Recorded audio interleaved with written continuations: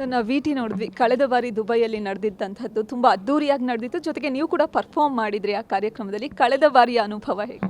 ತುಂಬ ಚೆನ್ನಾಗಿತ್ತು, ಕಾರ್ಯಕ್ರಮ ಎಲ್ಲ ಚೆನ್ನಾಗಿತ್ತು. ಈ ಪರ್ಫಾರ್ಮ್ ಮಾಡೋದು ನನ್ನ ಝೋನ್ ಅಲ್ಲ, ಅಂದರೆ ಮಾಡಬಾರ್ದು ಅಂತಲ್ಲ, ಕ್ಯಾಮ್ರಾ ಮುಂದೆ ಮಾಡೋದು ಬೇರೆ, ಸ್ಟೇಜಲ್ಲಿ ಪರ್ಫಾರ್ಮ್ ಮಾಡಿದ್ರೆ ನಾನು ರಂಗಕರ್ಮಿ. ಸೊ ನಾಟಕಗಳು ಅಭಿನಯಿಸ್ಕೊಂಬಂದಿದ್ದರಿಂದ ಅದು ಅಥವಾ ಹಾಡೋದು ತುಂಬ ಖುಷಿ ಕೊಡುತ್ತೆ ನನಗೆ. ಸೊ ಆ್ಯಂಡ್ ಎಲ್ಲರೂ ಕೇಳಿದಾಗ ಒತ್ತಾಯದಿಂದ ಪರ್ಫಾರ್ಮ್ ಮಾಡಿದೆ. ಬಟ್ ಚೆನ್ನಾಗಿತ್ತು, it was a very nice experience. ಆ ಥರದ್ದು ಒಂದು ಕಾರ್ಯಕ್ರಮ ನನಗೂ ಅಭ್ಯಾಸ ಇರಲಿಲ್ಲ. ತುಂಬ ಚೆನ್ನಾಗಿದೆ. ಅಂದರೆ ಅಲ್ಲಿ ಅನಿವಾಸಿ ಕನ್ನಡಿಗರು ನಮ್ಮನ್ನೆಲ್ಲ ನೋಡಿದಾಗ ಅವರು ಬರಮಾಡ್ಕೊಳ್ಳೋ ರೀತಿ ಆಗಲಿ, ಅವರು ಕನ್ನಡದ ಮೇಲೆ ಇಟ್ಟಿರ್ತಕ್ಕಂಥ ಒಂದು ಸಂಭ್ರಮಿಸುವಷ್ಟು ಪ್ರೀತಿ ಇದೆಯಲ್ಲ, ಅದನ್ನು ನೋಡಿದಾಗ ಇಟ್ ಈಸ್ ಇನ್ಫೆಕ್ಷಿಯಸ್ ಅನಿಸ್ತು. ಅಂದರೆ ತುಂಬ ಖುಷಿ ಆಯಿತು. ಆ್ಯಂಡ್ ಆ ಥರದ್ದು ಕೆಲಸಗಳು, ಕಾರ್ಯಕ್ರಮಗಳು ಹೆಚ್ಚಾಗಬೇಕು, ಆದಷ್ಟು ತುಂಬ ಒಳ್ಳೆಯದು. ಆ್ಯಂಡ್ ಅದು ಕನ್ನಡ ತಂಡಕ್ಕೆ ಒಂದು ಕ್ಷೇಮ. ಈ ಬಾರಿ ಒಂದಷ್ಟು ಶ್ರೇಷ್ಠರನ್ನು ಗುರುತಿಸಿ, ಅಂದರೆ ಅವರಿಗೊಂದು ಗೌರವ ಪ್ರಶಸ್ತಿಯನ್ನು ಕೊಡುವಂಥದ್ದು, ಇಸ್ರೋ ಸೈಂಟಿಸ್ಟ್ ಒಬ್ಬರನ್ನು ಗುರುತಿಸಿದರೆ, ಸುಧಾಮೂರ್ತಿ ಅವರನ್ನು ಗುರುತಿಸಿದರೆ, ಈ ರೀತಿ ಪ್ರಶಸ್ತಿ ಕೊಡುವಂಥ ಕಾರ್ಯಕ್ರಮ ಈ ಬಾರಿ ಇದೆ. ಕಳೆದ ಬಾರಿ ಕೂಡ ಒಂದಷ್ಟು ಕನ್ನಡಕ್ಕೋಸ್ಕರ ಶ್ರಮಿಸಿದವರು, ದುಡಿದವರು ಅಥವಾ ಕನ್ನಡ ರಾಜ್ಯದ ಕೀರ್ತಿಯನ್ನು ಹೆಚ್ಚಿಸಿದವರು ಹಲವಾರು ಜನಕ್ಕೆ ಪ್ರಶಸ್ತಿಗಳು ಕೊಟ್ಟಿದ್ದರು. ಈ ಸಲ ಕೂಡ ನಮ್ಮ ಸುಧಾಮೂರ್ತಿ ಅಮ್ಮ ನನಗೆ ಪರ್ಸನಲ್ ಫೇವ್ರೆಟ್.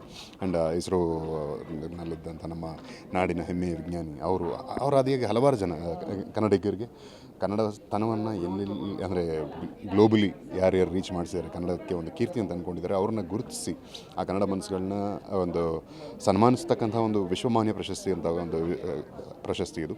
ಸೊ ಇದನ್ನು ಮಾಡೋದೇ ಒಂದು ಶ್ರೇಷ್ಠವಾದ ಕೆಲಸ ಅಂತೇನೆ. ಅಂದರೆ ನಾನು ಯಾವಾಗಲೂ ಹಲವಾರು ಕಡೆ ಹೇಳಿರ್ತೀನಿ ಕೂಡ, ಎಲ್ಲಿ ತನಕ ನಾವು ನಮ್ಮವ್ರನ್ನ ಕೊಂಡಾಡಲ್ಲ, ನಮ್ಮ ತನವನ್ನು ಕೊಂಡಾಡಲ್ಲ, ಅಲ್ಲಿ ತನಕ ಬೆಳವಣಿಗೆ ಅನ್ನೋದು ಸರ್ವಾಂಗೀಣ ಆಗಲ್ಲ.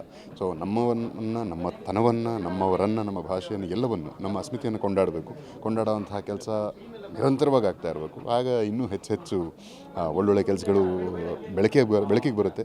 ಒಳ್ಳೊಳ್ಳೆ ಸಾಧಕರು ನಮ್ಮ ಕಣ್ಮುಂದೆ ಬರ್ತಾರೆ. ಗ್ಲೋಬಲಿ ಅದನ್ನು ಎಂಡೋರ್ಸ್ ಮಾಡಿದಾಗ, ಅಡ್ವೊಕೇಟ್ ಮಾಡಿದಾಗ, ಹೂವಿನ ಜೊತೆ ನಾರು ಸ್ವರ್ಗಕ್ಕೆ ಹೋಯ್ತು ನನಗೆ. ಸೊ ಎಲ್ಲೋ ಒಂದು ಕಡೆ ಆ ಒಂದು ಆದಿಯಲ್ಲಿ ಸ್ಫೂರ್ತಿ ತೊಗೊಂಡು ಇನ್ನೂ ಒಂದಷ್ಟು ಜನಕ್ಕೆ ಒಳ್ಳೆಯ ಸದ್ದಾರಿ ಸಿಗುತ್ತೆ ಅಂತ. ಈ ಬಾರಿಯ ಕನ್ನಡ ಹಬ್ಬಕ್ಕೆ ನೀವೇ ರಾಯಭಾರಿ. ಈ ಬಾರಿಯ ಕಾರ್ಯಕ್ರಮಕ್ಕೆ ಅತಿಥಿಯಾಗಿ ಬರ್ತಿರೋದು ಕರುನಾಡ ಚಕ್ರವರ್ತಿ. ಆ ಬಗ್ಗೆ ಮಣ್ಣ ಮೊನ್ನೆ ಅಷ್ಟೇ ಅವ್ರಿಗೆ, ಅಂದರೆ ಅವರ ಹುಟ್ಟುಹಬ್ಬ ಆಯಿತು. Happy birthday Shivanna once again. ಅವರು ಈ ಸಲ ನಮ್ಮ ಜೊತೆ ಕೈ ಜೋಡಿಸ್ತಿರೋದು, ಈ ಒಂದು ತಂಡ ಜೊತೆ ಕೈ ಜೋಡಿಸ್ತಿರೋದು, ಸಿಂಗಪೂರ್ನಲ್ಲಿ ಆಗ್ತಿರ್ತಕ್ಕಂಥ ವಿಶ್ವ ಕನ್ನಡ ಹಬ್ಬಕ್ಕೆ ಬರ್ತಿರೋದು ತುಂಬಾ ಖುಷಿ. ಆ್ಯಂಡ್ ಶಿವಣ್ಣ ಅಂದರೆ ಅವರ ಡೈನಮಿಸಮ್, ಅವರ ಎನರ್ಜಿ ನಮಗೆ ಗೊತ್ತಲ್ಲ. ಸೊ ಅದು ಎಲ್ರಿಗೂ ಇನ್ನೊಂಚೂರು ಇನ್ಫೆಕ್ಟ್ ಆಗಲಿ ಅಂತ ನಾನು ಕೋರ್ಕೋತೀನಿ. Thank you so much. ಇದು 2ನೇ ವಿಶ್ವ ಕನ್ನಡ ಹಬ್ಬ, ಇದು ಹೀಗೆ ಮುಂದುವರಿಲಿ ಅಂತ ವಿಶ್ ಮಾಡಿ. Thank you. ಇದಿಷ್ಟು ಕೂಡ ವಿಶ್ವ ಕನ್ನಡ ಹಬ್ಬದ ಬಗ್ಗೆ ಖ್ಯಾತ ನಟ, ಈ ಕಾರ್ಯಕ್ರಮದ ರಾಯಭಾರಿ ವಸಿಷ್ಠ ಅವರ ಮಾತುಗಳು. ನೋಡ್ತಾ ಇರಿ ಗ್ಯಾರಂಟಿ ನ್ಯೂಸ್. ಗ್ಯಾರಂಟಿ ನ್ಯೂಸ್, ಸುದ್ದಿ ಖಚಿತ, ನ್ಯಾಯ ನಿಶ್ಚಿತ.